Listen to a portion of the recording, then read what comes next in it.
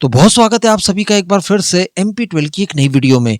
आज की इस वीडियो में हम लोग एक बहुत ही महत्वपूर्ण खबर को लेकर चर्चा करेंगे, जो खबर भारत के भविष्य की रणनीति के लिए काफी आवश्यक होने जा रही है, क्योंकि इसका सीधा सीधा संबंध भारत के अपकमिंग प्रोग्राम तेजस मार्क 2 से जुड़ा हुआ है। तो चलिए डिस्कस कर लिया जाए। आप सभी से निवेदन रहेगा कि वीडियो को अंत तक देखते हुए चैनल को सब्सक्राइब जरूर कर दीजिएगा, और यार केवल 2 सेकंड्स का काम है, वीडियो को लाइक जरूर कीजिएगा। तो हम सभी जानते हैं कि फिलहाल भारत और अमेरिका के बीच में एक बड़ी प्रॉब्लम देखने के लिए मिली है, और वो प्रॉब्लम है F404 इंजन की डिलीवरी को लेकर। ऑलरेडी इन लोगों ने हमें 2 साल इसके लिए डिले करा दिए। यही इंजन्स हमारे तेजस मार्क 1A में इस्तेमाल किए जाएंगे, और तेजस मार्क 1A इस समय भारतीय वायुसेना के लिए बहुत महत्वपूर्ण है, क्योंकि हमारी स्क्वाड्रन स्ट्रेंथ लगातार घटती जा रही है। इसको लेकर फिलहाल केवल 6 इंजन्स मिले हैं हमें, जबकि HAL की बात की जाए तो HAL की तरफ से लगभग 20 की संख्या में तेजस मार्क 1A बनाकर तैयार कर दिए गए हैं।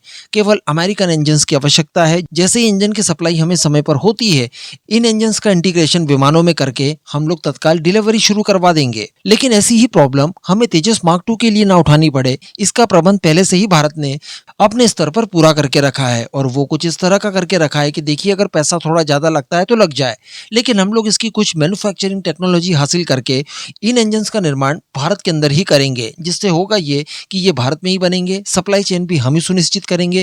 ऐसी परिस्थिति में इनके डिलेज होने के चांसेस हम लोग कम से कम कर देंगे, और इसकी वजह से हमारे महत्वपूर्ण परियोजनाएं लगातार चलती रहेगी, क्योंकि तेजस मार्क 2 के साथ साथ हम लोग एमका के शुरुआती संस्करण और साथ ही TED-BF में भी इन्हीं F414 इंजन का इस्तेमाल करने जा रहे हैं।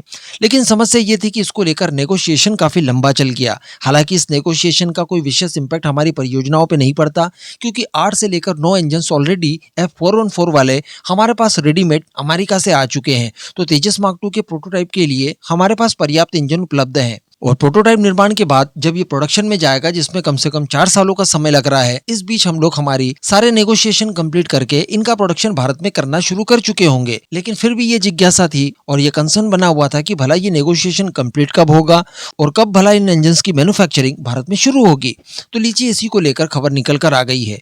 मैं आपको बता दूं, और बताते हुए बड़ी खुशी हो रही है कि भारत अमेरिका के बीच में इस इंजन की डील को लेकर जितने भी नेगोशिएशंस करने थे, जो टेक्नोलॉजी ट्रांसफर के प्रावधान थे, इन सभी को शॉर्ट आउट कर दिया गया है। जी हाँ, आज से कुछ ही दिनों पहले अमेरिकन जनरल इलेक्ट्रिक की एक टीम HAL को विजिट करने के लिए आती है। इसी दौरान कुछ महत्वपूर्ण चीजों पर चर्चा होती है, जिसमें बताया जा रहा था शुरुआत से ही कि F414 यहाँ पर मेन फोकस पॉइंट रहेगा, और इस डील को लेकर विस्तृत चर्चा की जाएगी। अब बताया ये जा रहा है कि किस किस तरह की टेक्नोलॉजी ये हमें सौंपेंगे, किस किस तरह का रोड मैप होगा इंजन की मैन्युफैक्चरिंग करने का। इन सारी चीजों को शॉर्ट आउट कर दिया गया है। लगभग 80% टेक्नोलॉजी ये हमें देंगे, 20% तक की क्रिटिकल टेक्नोलॉजी अभी भी ये अपने हाथ में ही रखेंगे। और इसी के साथ साथ इस साल के अंत तक, यानी 2026 के Q4 में इस डील को ऑफिशियल साइन कर लिया जाएगा। इसके बाद लगभग 2 सालों का समय हमें और लग सकता है, जब हम इसकी मैन्युफैक्चरिंग के लिए पूरी तैयारियां करेंगे, और फिर जाकर हम लोग इंजन का प्रोडक्शन भारत के अंदर शुरू कर पाएंगे।